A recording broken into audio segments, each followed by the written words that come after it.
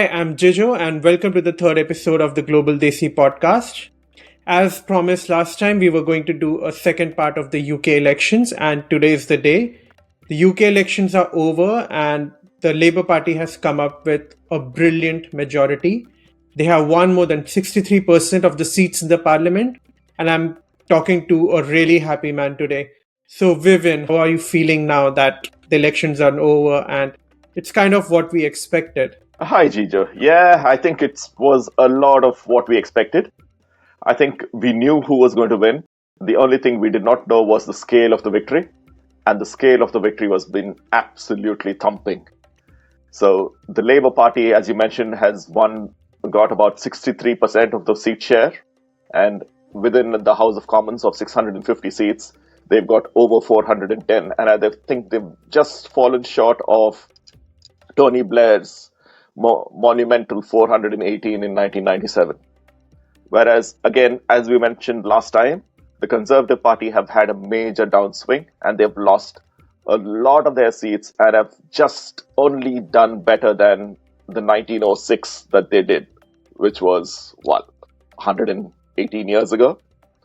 So, interesting times in politics. Not sure if I'm happy or not, but this was sort of expected. So, in that sense, yes, there are a couple of peripheral parties that have come into their own as well this time.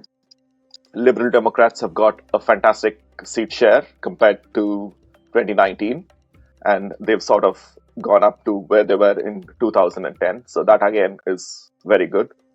So while we do have a mix of representation in the House of Commons, I think the Labour's majority is absolutely telling. I think the UK people have gone out to vote and they've given their verdict against the Conservatives. Okay, so Vivian, were you expecting such a major victory or not as much as the results show right now? I did expect a big victory for Labour, to be honest. But this win is quite unprecedented even for me, because I was expecting Labour to get around 400.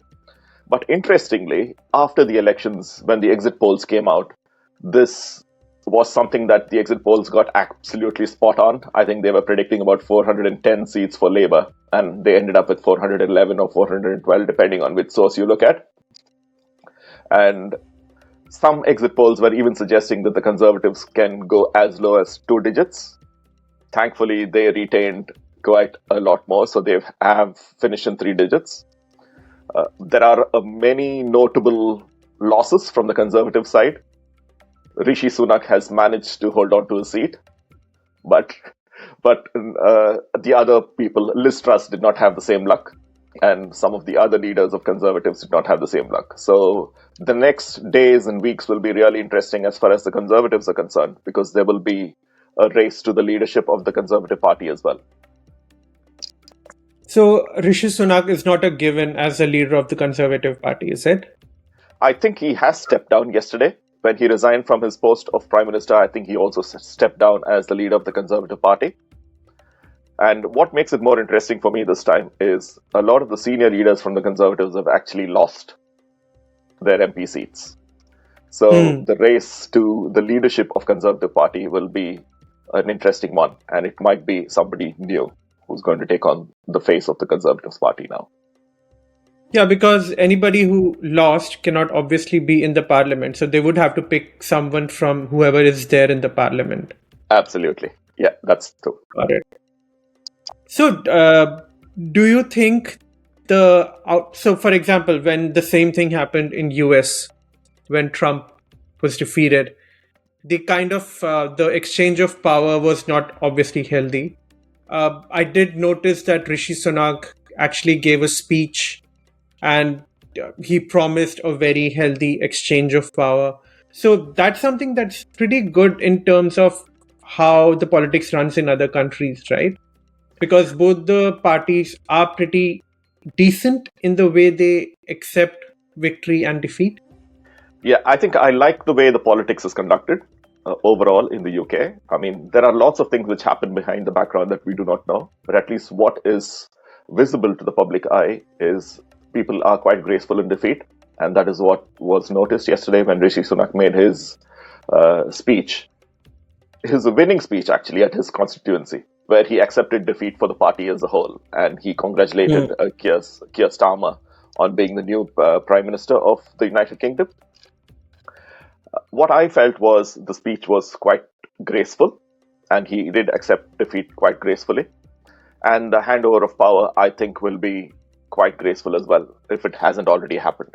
I'm not entirely sure about how the process is, because Keir Starmer went and met the king yesterday and announced himself as the Prime Minister of the United Kingdom.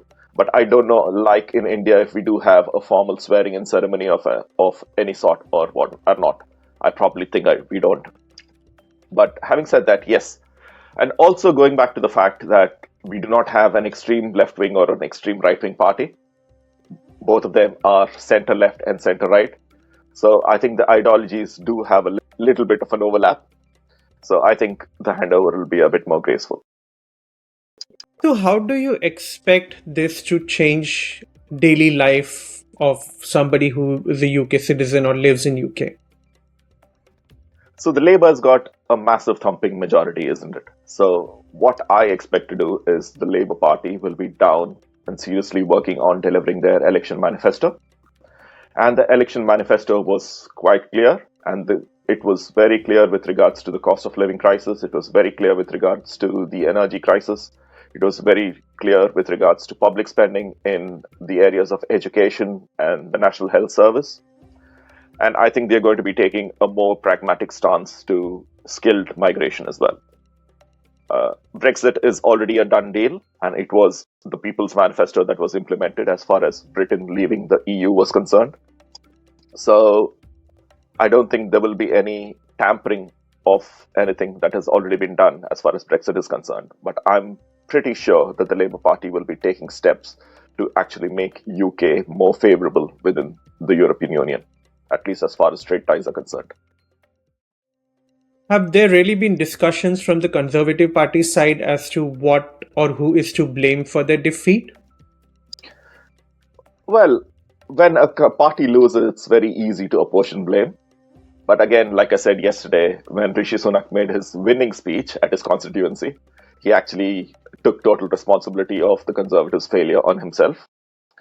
But again, as with all politics, he did say that Britain is in a much better place than it was in 2010 when Conservatives took the power on. So you can read whatever you want out of it.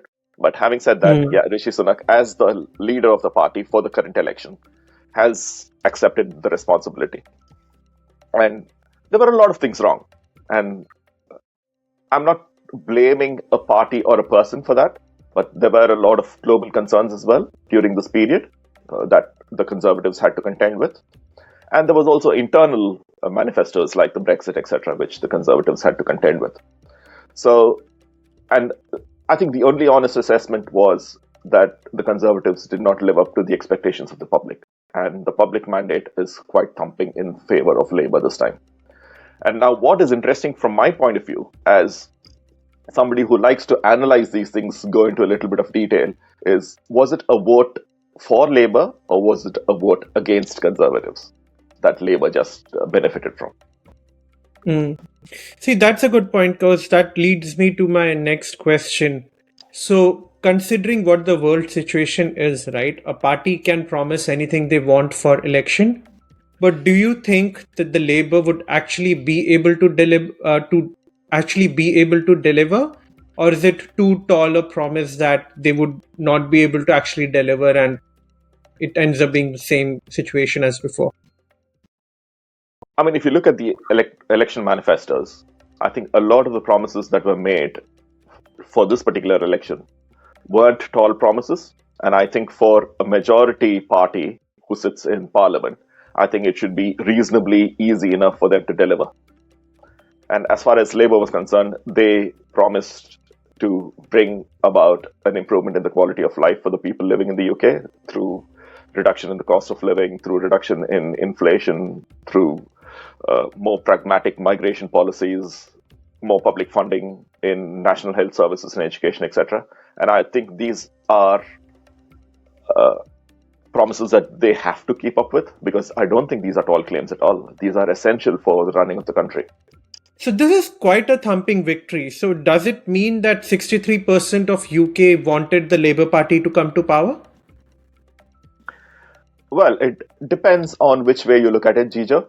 So the UK operates on an electoral system of the first past the post, which India does as well. So you have a constituency and you have a few named members from each party competing within the constituency. So then it becomes a little bit of a dilemma for people who have identified with certain ideologies of parties but do not like the candidate that is contesting within their own constituencies. So they'll have so that it becomes a toss up between whether to vote for the party or vote for the constituency. So if you actually break down the results of the UK general elections that have just come out, and if you look at the vote share for Labour is not massive. I think they've got under 40% of the vote share, and they've got 63% of the seat share. Okay, so they have had an increase in the percentage of vote share, but that is not as high as the increase in the seat share that they've enjoyed. Similarly, again, as I said, there is a massive loss in the vote share for the Conservatives as well.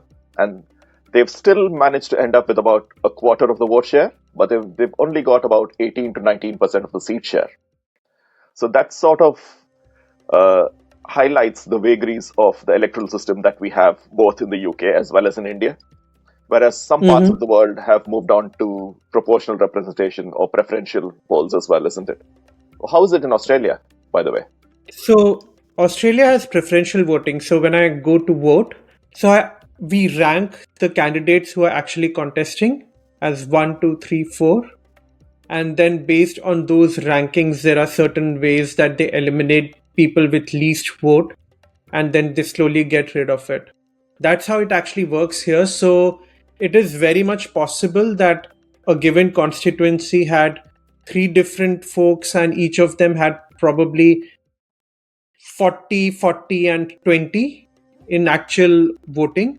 But what would happen is the 20 who are left over, whoever they have voted for, those votes would be eliminated for the least winning candidate.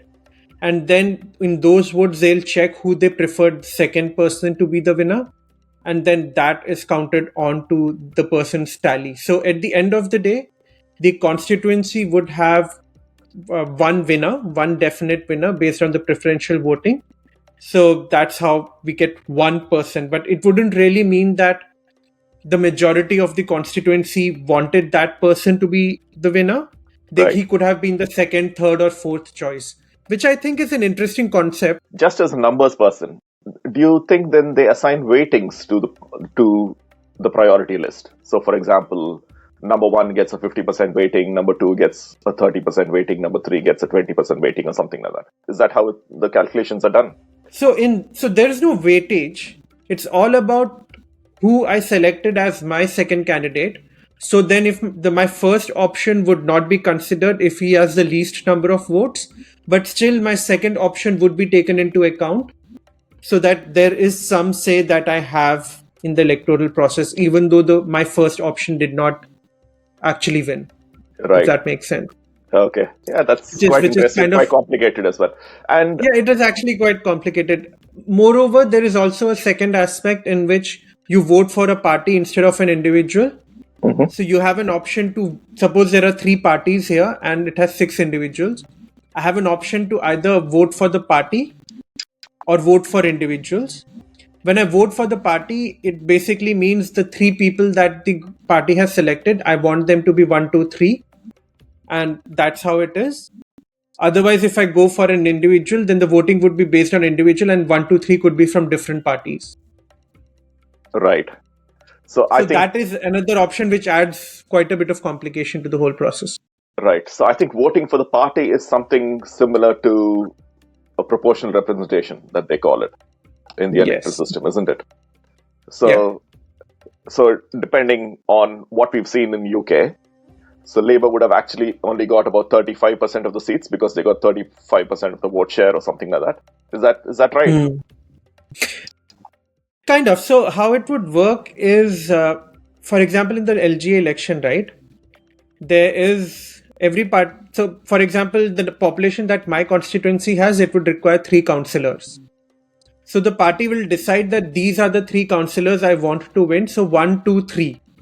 So they would be the three councillors who come up. Now, if there are four parties running, then for all the three councillors to be selected, I think they need to have more than 75 or 80% of people to vote for them, to vote for the party.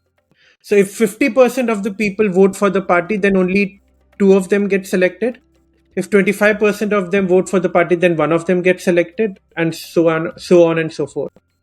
So that is a different way in which these calculations are done. And frankly, it is very complicated. So I might be making some mistakes here, but this is what my understanding has largely been. Right. So to keep it easy, probably someone would just go and vote for a party, but somebody who actually understands it, they might end up voting for an individual. Okay, so you do have that option as well.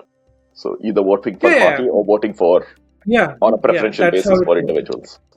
Yeah, Okay, okay, that's interesting, and that's So a new thing I've learned today. So okay, right, which I think is good because then you can actually still have a say even if if your voted candidate does not win, yeah, because it wouldn't mean that whatever you voted for is useless now. yeah. So how do you think it's going to impact the international relationship between different countries? Because assume that there is a country which is very right-wingish. Would it have the same relation with UK now as it had before with the Rishi Sunak's government? That's an interesting question, and I think time will tell. It's a bit too early. I would probably just let Keir Starmer enjoy his victory and get into his position as Prime Minister first. But I think we are not going to see any knee-jerk reactions to the change in governance here in the UK.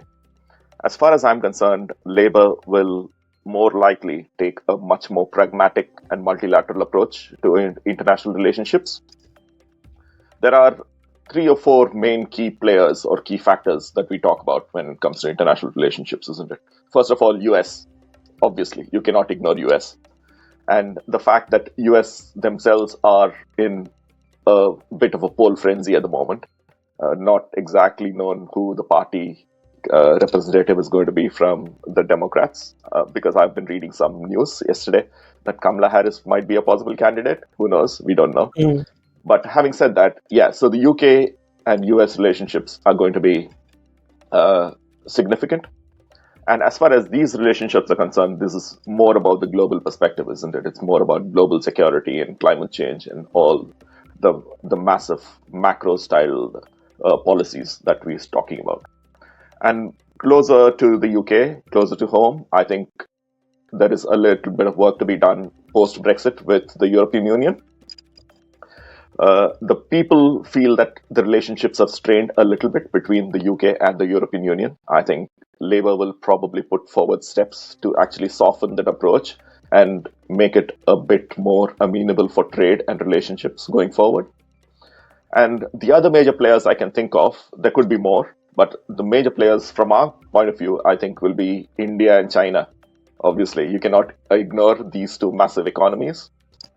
And I think as far as India is concerned, yes, the trade relationships will continue. I think Keir Starmer has mentioned it in the past as well, that they continue and they look forward to maintaining healthy relationships with India. And interestingly, the Chinese premier also made a statement yesterday that they want to take forward the relationship. Now, make of it what you will, but I think time will tell. I think it will be interesting in the space of international relationships. Nothing knee-jerk is going to happen, but we just need to see what stance the Labour Party takes with regards to most international countries, as well as some which has got extreme right leadership. Since UK is playing such a major role in the Israel-Gaza war along with US, what kind of impact do you think the Labour government winning would have on that whole situation? I think going back to the elections once again, Labour lost a few seats probably because of their stance on the Israel-Gaza conflict. There were a number of pro-Palestinian supporters who were within independent or within other parties who managed to hold on to their seats. because of which Labour were denied a few more seats in Parliament. So I think this is going to be a major issue that Labour will have to look at in their first few days in office. So, in general, what has their perspective been about the whole situation? Have they tried to walk the thin line of no comments, or have they been really verbal about what they would eventually do? I think one of the things that costs Labour some of the seats is they've taken a little bit of a neutral stance and walked the very thin line as far as the Israel-Gaza conflict was concerned. And I don't think it wasn't until quite recently this year, probably in February, March time, that Labour actually came out with a stance and asked for a ceasefire. And before that, their stance has been pretty neutral as far as this conflict is concerned. I think which is why they have lost quite a few seats in the so-called popular Muslim majority areas, because these were all pro-Palestine supporters. And yeah, I think this stance would have to be reviewed once they get into the office. Yeah, that segues into my other question. How do you think Labour winning would impact migration? Are they more pro-migration? Well, let's hold it there. It's not pro-migration or anti-migration, and I think the only thing is they are a center-left party, so they will have a more relaxed stance towards migration, which doesn't mean the people can easily get in willy-nilly into the country. But I think for skilled individuals and people with qualifications that will address shortages in employment here in the UK, will probably get a more pragmatic approach to enter the UK. And also, one of the other things that we possibly could hope for is Labour's stance on family reunification, etc. So, in terms of visit visas, in terms of visas for elderly parents, etc., which has been quite difficult as far as the Conservative government was concerned. Well, Vivian, that was really informative in terms of understanding how the UK election is going to impact UK and probably the international relations. How about we close this with a final thought on the topic on how it's going to impact the global Desi community, as to what we should expect, both the people who want to come to UK and the ones who are already living in UK as probably citizens or temporary workers. Right. As far as I see it, the change is positive. And I think the Labour government will take a more pragmatic stance to skilled migration, definitely. If anybody in the global Desi community who's aspiring to come to the UK, or people who are already here need some help, just reach out and ask me questions, and I'll try to answer the questions in the best way I can. As far as the manifesto is concerned, they have pledged a significant amount of money in public spending, which will include infrastructure as well. And mainly for the delivery of infrastructure, we need skilled professionals to come into the country. So I think there will be opportunities for skilled people to come into the country. And yeah, let's just hope that it all works out well for the global Desi community. Keep your eyes peeled. What I'd say is I would encourage you to keep abreast with the news, see what's happening, let the government settle into a pattern, and then we'll take it from there. Thanks a lot, Vivian. That sounds great. With that, we close today's podcast. So please use this information the best way you can. And if you have any questions in regards to what was discussed today, Vivian is ready to answer all your questions in terms of migration and immigration into UK. If you have such questions about Australia, I would be more than happy to give my inputs. So if you have liked this episode, I'm sure you would like the past two episodes that we have shot for this podcast. So do hit the subscribe button, and there should be a link to other episodes of this podcast here somewhere. Hopefully you liked this one. If you did, then definitely like this video and do hit that subscribe button. Thanks a lot from the Global DC. Good day.